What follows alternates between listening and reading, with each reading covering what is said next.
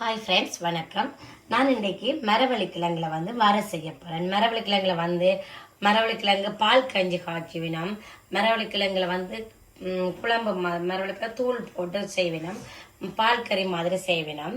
நான் இன்றைக்கி மரவள்ளிக்கிழங்கு எடுத்து ஒரு பெரிய மரவள்ளிக்கிழங்கு எடுத்து அவிச்சு போட்டு கொஞ்சம் மாறினா பிறகு இப்படி நீங்கள் ஒரு இப்படி பேணிச்சூண்டு மாதிரி இப்படி தான் சொல்லுவாங்க. மில்க் டின் இல்லை ஏதாவது அந்த இதால் நீங்கள் சின்னதாக கொத்தி எடுத்து வச்சிங்கன்னா புட்டு கொத்துற மாதிரி கொத்தி வச்சா சரி. அதே மாதிரி தேவையான உப்பு, நான் மஞ்சள் போட போகிறேன். மஞ்சள், கடுகு உளுந்து வச்சிருக்கிறேன். நல்லெண்ணெயெலாம் செய்ய போகிறேன்.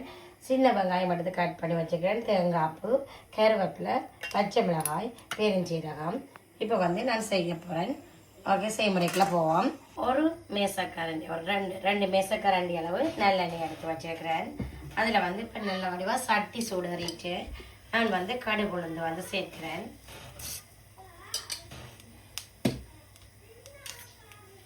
அது கொஞ்சம் வரல. நான் இந்த டைம் இப்போ வெங்காயத்தை சேர்க்கிறேன். நிறைய வெங்காயம் போட்டீங்கன்னு சொன்னால் நல்லா டேஸ்ட்டாக இருக்கும். இது நீங்கள் ட்ரை பண்ணி பாருங்க. என்னென்னு சொன்னால் நான் நினைக்கிறேன் பெருசாக எல்லோரும் செய்வேன் பண்ணி நினைக்கல.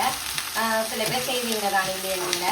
ஆனால் நீங்கள் இதே மாதிரி அவர்கிட்ட செய்து பாருங்கள். புதுசாக செய்ய விரும்புகிறார்கள் இதே மாதிரி நீங்கள் செய்து பாருங்க. அவருக்கா நல்ல டேஸ்ட்டாக இருக்கும். உண்மையாகவே சைவ சாப்பாடுகளுக்கு, மீன் எல்லாம் சமைக்கிற டைமோ சைவ சாப்பாடுக்கோ நல்ல டேஸ்ட்டாக இருக்கும்.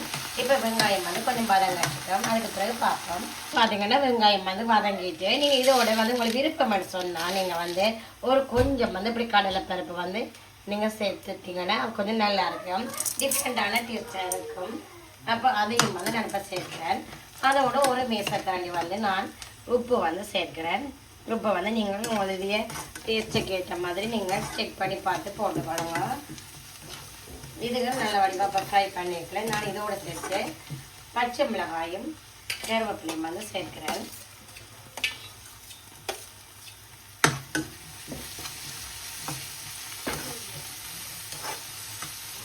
இதுகள் 2 மினிட்ஸ் ஃப்ரை பண்ணிட்டுருக்கோம். பார்த்தீங்கன்னா நல்ல வடிவாக வதங்கிட்டு நான் பெருஞ்சீரகம் சேர்க்கிறேன். இப்போ அதோட சேர்த்து நான் இனி கொஞ்சம் மஞ்சள் பவுடர் சேர்க்க போகிறேன். ஒரு 1/4 தேக்கரண்டி மஞ்சள் பவுடர் சேர்த்திங்கன்னா ஓகே. அதையும் தேங்காய்ப்பு சேர்க்கிறேன். அதையும் நல்ல வடிவாக மிக்ஸ் பண்ணி விடுவோம். இப்போ பார்த்தீங்கன்னா நான் அந்த கொத்தி வச்சிருக்கிற அந்த மரவள்ளிக்கிழங்கு இப்போ மெல்லிய நெருப்பில் விட்டுனா இப்போ இனி நிப்பாட்ட போகிறேன். ஏன்னு சொன்னால் அந்த பக்கம் நல்ல உளிர்ந்த பதமாக வந்திருக்குதுண்ணா.